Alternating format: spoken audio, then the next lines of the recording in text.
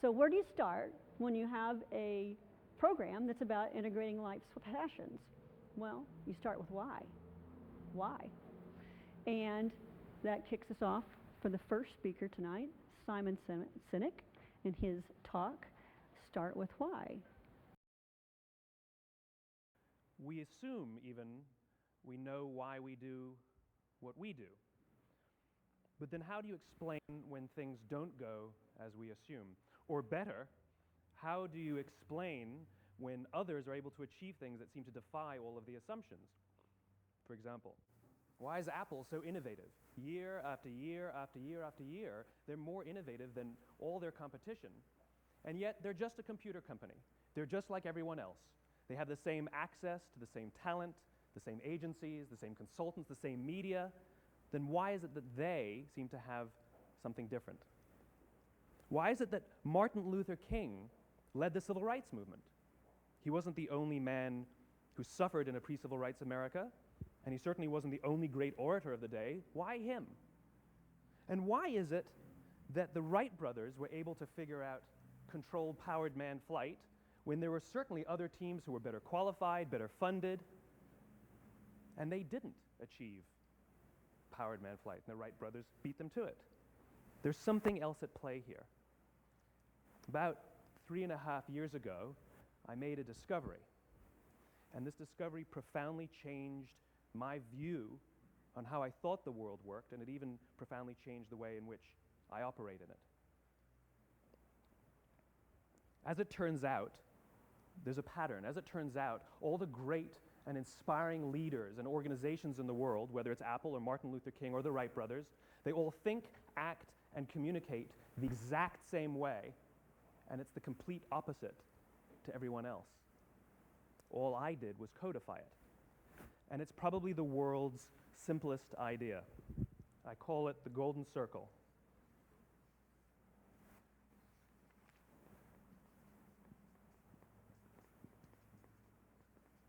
Why, how, what? This little idea explains why some organizations and some leaders are able to inspire where others aren't. Let me define the terms really quickly. Every single person, every single organization on the planet knows what they do, 100%. Some know how they do it, whether you call it your differentiating value proposition or your proprietary process or your USP. But very, very few people or organizations know why they do what they do. And by why, I don't mean to make a profit. That's a result. It's always a result. By why, I mean what's your purpose? What's your cause? What's your belief? Why does your organization exist? Well, as a result, the way we think, the way we act, the way we communicate is from the outside in. It's obvious. We go from the clearest thing to the fuzziest thing. But the inspired leaders and the inspired organizations, regardless of their size, regardless of their industry, all think, act, and communicate from the inside out. Let me give you an example. I use Apple because they're easy to understand and everybody gets it. If Apple were like everyone else, a marketing message from them might sound like this. We make great computers. They're beautifully designed, simple to use, and user-friendly. Want to buy one? Meh.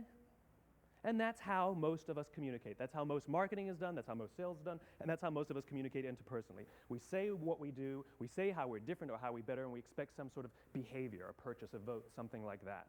Here's our new law firm.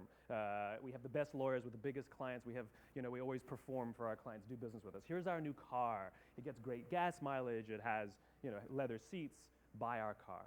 But it's uninspiring. Here's how Apple actually communicates.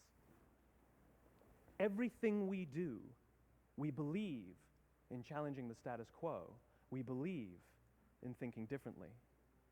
The way we challenge the status quo is by making our products beautifully designed, simple to use, and user-friendly. We just happen to make great computers. Want to buy one? Totally different, right? You're ready to buy a computer from me. All I did was reverse the order of the information. People don't buy what you do, people buy why you do it. People don't buy what you do, they buy why you do it. This explains why every single person in this room is perfectly comfortable buying a computer from Apple. But we're also perfectly comfortable buying an MP3 player from Apple, or a phone from Apple, or a DVR from Apple. But as I said before, Apple's just a computer company. There's nothing that distinguishes them structurally from any of their competitors. Their competitors are all equally qualified to make all of these products. In fact, they tried. A few years ago, Gateway came out with flat screen TVs. They're eminently qualified to make flat screen TVs. They've been making flat screen monitors for years. Nobody bought one. Dell came out with MP3 players and PDAs. And they make great quality products, and they can make perfectly well-designed products, and nobody bought one. In fact, talking about it now, we can't even imagine buying an MP3 player from Dell. Why would you buy an MP3 player from a computer company? But we do it every day. People don't buy what you do, they buy why you do it. The goal is not to do business with everybody who needs what you have. The goal is to do business with people who believe what you believe. Here's the best part. None of what I'm telling you is my opinion. It's all grounded in the tenets of biology, not psychology, biology. If you look at a cross-section of the human brain, looking from the top down, what you see is the human brain is actually broken into three major components that correlate perfectly with the golden circle. Our newest brain, our Homo sapien brain, our neocortex, corresponds with the what level. The neocortex is responsible for all of our rational and analytical thought and language. The middle two sections make up our limbic brains, and our limbic brains are responsible for all of our feelings, like trust and loyalty. It's also responsible for all human behavior, all decision-making, and it has no capacity for language.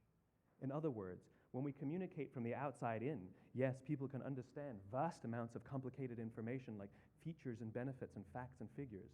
It just doesn't drive behavior. When we communicate from the inside out, we're talking directly to the part of the brain that controls behavior, and then we allow people to rationalize it with the tangible things we say and do. This is where gut decisions come from. You know, sometimes you can give somebody all the facts and figures, and they say, I know what all the facts and details say, but it just doesn't feel right. Why would we use that verb? It doesn't feel right. Because the part of the brain that controls decision-making doesn't control language. And the best we can muster up is, I don't know, it just doesn't feel right. Or sometimes you say you're leading with your heart, or you're leading with your soul. Well, I hate to break it to you, those aren't other body parts controlling your behavior. It's all happening here in your limbic brain, the part of the brain that controls decision-making and not language. But if you don't know why you do what you do, and people respond to why you do what you do, then how will you ever get people to vote for you or buy something from you, or more importantly, be loyal and want to be a part of what it is that you do? Again, the goal is not just to sell people who need what you have. The goal is to sell to people who believe what you believe. The goal is not just to hire people who need a job. It's to hire people who believe what you believe. I always say that, you know, there's if you hire people just because they can do a job, they'll work for your money. But if you hire people who believe what you believe, they work for you with blood and sweat and tears. And nowhere else is there a better example of this than with the Wright brothers. Most people don't know about Samuel Pierpont Langley. And back in the early 20th century, the pursuit of powered man flight was like the dot-com of the day. Everybody was trying it. And Samuel Pierpont Langley had what we assume to be the recipe for success. I mean, even now, you ask people, why did your product or why did your company fail? And people always give you the same permutation of the same three things. Undercapitalized, the wrong people, bad market conditions. It's always the same three things. So let's explore that. Samuel Pierpont Langley was given $50,000 by the War Department to figure out this flying machine. Money was no problem. He held a seat at Harvard and worked at the Smithsonian and was extremely well connected. He knew all the big minds of the day. He hired the best minds money could find, and the market conditions were fantastic. The New York Times followed him around everywhere, and everyone was rooting for Langley. And how come we've never heard of Samuel Pierpont Langley? A few hundred miles away in Dayton, Ohio, Orville and Wilbur Wright. They had none of what we consider to be the recipe for success. They had no money. They paid for their dream with the proceeds from their bicycle shop. Not a single person on the Wright brothers' team had a college education, not even Orville or Wilbur. And the New York Times followed them around nowhere. The difference was Orville and Wilbur were driven by a cause, by a purpose, by a belief. They believed that if they could figure out this flying machine, it'll change the course of the world. Samuel Pierpont Langley was different. He wanted to be rich, and he wanted to be famous. He was in pursuit of the result. He was in pursuit of the riches. And lo and behold, look what happened. The people who believed in the Wright brothers' dream worked with them with blood and sweat and tears. The others just worked for the paycheck. And they tell stories of how every time the Wright brothers went out, they would have to take 5 sets of parts because that's how many times they would crash before they came in for supper. And eventually, on December 17th, 1903, the Wright brothers took flight. And no one was there to even experience it. We found out about it a few days later. And further proof that Langley was motivated by the wrong thing, the day the Wright brothers took flight, he quit. He could have said, "That's an amazing discovery, guys. Now we'll improve upon your technology." But he didn't. He wasn't first. He didn't get rich. He didn't get famous. So he quit. People don't buy what you do, they buy why you do it. And if you talk about what you believe, you will attract those who believe what you believe. Well, why is it important to attract those who believe what you believe? Something called the law of diffusion of innovation. And if you don't know the law, you definitely know the terminology.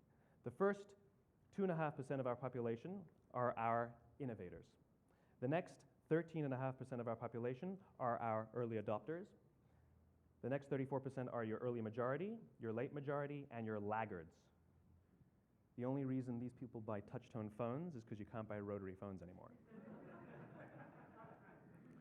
We all sit at various places at various times on the scale, but what the law of diffusion of innovation tells us is that if you want mass market success or mass market acceptance of an idea, you cannot have it until you achieve this tipping point between 15 and 18% market penetration, and then the system tips. And I love asking businesses, what's your conversion on new business? And they love to tell you, oh, it's about 10% proudly. Well, you can trip over 10% of the customers. We all have about 10% who just get it. That's how we describe them, right? That's like that gut feeling, oh, they just get it. The problem is, how do you find the ones that just get it before you're doing business with them versus the ones who don't get it? So it's this here, this little gap, that you have to close, as Geoffrey Moore calls it, crossing the chasm. Because you see, the early majority will not try something until someone else has tried it first. And these guys, the innovators and the early adopters, they're comfortable making those gut decisions. They're more comfortable making those intuitive decisions that are driven by what they believe about the world and not just what product is available. These are the people who stood online for 6 hours to buy an iPhone when they first came out, when you could have just walked into the store the next week and bought one off the shelf. These are the people who spent $40,000 on flat-screen TVs when they first came out, even though the technology was substandard. And by the way, they didn't do it because the technology was so great. They did it for themselves. It's because they wanted to be first.